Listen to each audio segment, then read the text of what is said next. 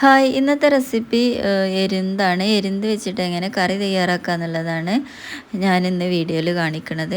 അതിന് വേണ്ടിയിട്ട് ഒരു 15 അല്ലി ചീരുള്ളി എടുത്തിട്ടുണ്ട്. അതുപോലെ തന്നെ ഇതിലോട്ട് 2 തക്കാളി എടുത്തിട്ടുണ്ട്.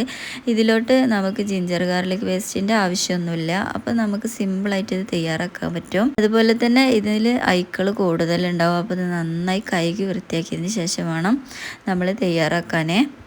അപ്പോൾ ഞാൻ ഒരു പ്രഷർ കുക്കറിലാണ് ഇത് തയ്യാറാക്കുന്നത്. അതിന് വേണ്ടിയിട്ട് ഞാൻ 2 ടേബിൾ സ്പൂൺ വെളിച്ചെണ്ണ ഒഴിച്ചിട്ടുണ്ട്.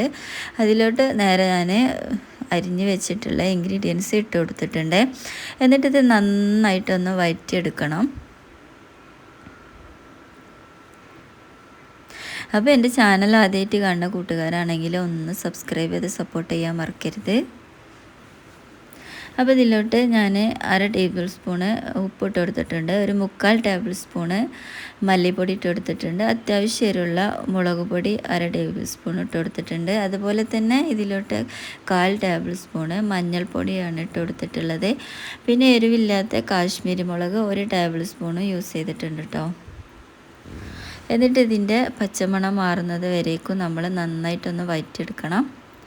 അതിനുശേഷം നമ്മൾ കഴുകി വൃത്തിയാക്കി വെച്ചിട്ടുള്ള എരുന്ത് ഇതിലോട്ട് ഇട്ട് കൊടുക്കുകയാണ് കേട്ടോ.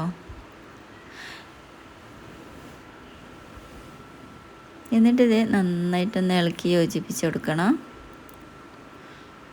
നമ്മളെ വീട്ടിലുള്ള മക്കൾക്കൊക്കെ ഏറ്റവും ഇഷ്ടപ്പെട്ട കറിയാണ് കേട്ടോ എരുന്ത് കറി. എന്നിട്ട് ഇതിലോട്ട് ആവശ്യമായിട്ടുള്ള വെള്ളം ഒഴിച്ച് കൊടുത്തിട്ട് ഒരു 15 മിനിറ്റ് ഇത് അടച്ച് വെച്ച് വേവിച്ചാൽ മതി കേട്ടോ.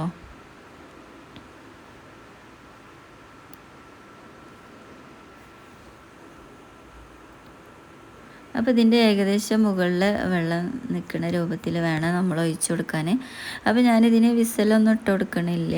ഒരു അടപ്പ് വെച്ചിട്ടാണ് കേട്ടോ വേവിച്ചെടുക്കുന്നത്.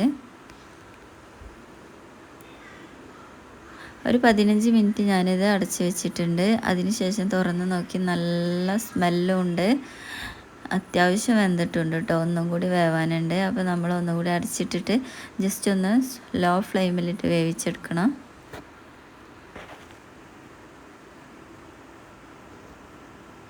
അപ്പോൾ ഇതാ നമ്മളെ കറി ഇവിടെ സെറ്റായിട്ട് വന്നിട്ടുണ്ട്. അപ്പം ഇനി ഇതിലോട്ടുള്ള താളിപ്പ് തയ്യാറാക്കണം കേട്ടോ.